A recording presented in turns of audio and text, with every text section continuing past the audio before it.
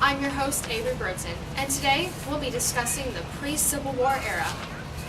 Today we have our two guests, our two Civil War historians. Please welcome Drew Sklar and Brian Haley. Thank you for having us. Thank you. Now, from what I understand, you, Brian, studied the Industrial Revolution, and you, Drew, studied abolitionists. Is that right? Yes. That's correct. So, my first question to discuss is for you, Bryant. What were the origins of the Industrial Revolution?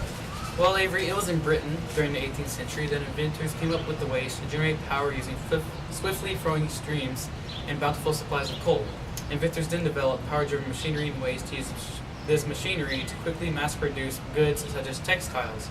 This was very efficient, and with the money made, they could make more factories, and that made more money. That is right. And Drew, what were the origins of the abolitionists? The abolitionists started becoming relevant in the 1830s and in the northern churches and politics, which contributed to the regional animosity between the North and the South linked to the Civil War. Correct. Now, how did either of these influence the Civil War? The abolitionists were mostly northern, and they advocated directly against the South's main source of economy, which was slaves. And they called for the immediate release of captive slaves in the South and in the North. In the South, as the Southern states and Southerners held slaves, heavily did not agree. Right. And the Industrial Revolution? The Industrial Revolution split the economy into industrial North and agriculturally based South, and as the North built the factories and had the resources, so the South built little to no factories and used mainly slave labor to get their work done. This divide caused issues in the Congress, and as it divided the representation into industrialists and agriculturalists. Now, can both of you name some important people from each of your events?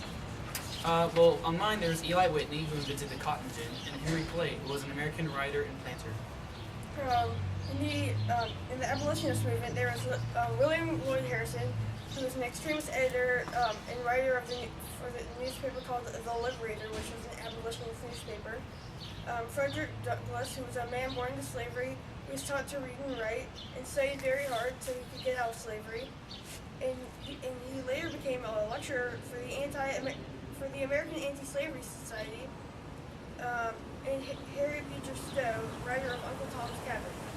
Also, many slaves like Harriet Jacobs, who was born a slave and escaped in 1842, and lived as a fugitive in the North until the family she worked for purchased her freedom. She wrote and published her story under the pseudonym Linda Brent in 1861, with the help of abolitionist Lydia Maria Child. Yes. Now, my final question for you two, and this may bring up some debate. Which one of these events is more relevant to the outbreak of the Civil War? The Industrial Revolution, of course.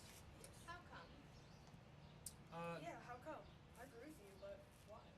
Because the Industrial Revolution changed the economy in the North and split the economies into North and South, with North having industrial and port economies and the South having agriculture.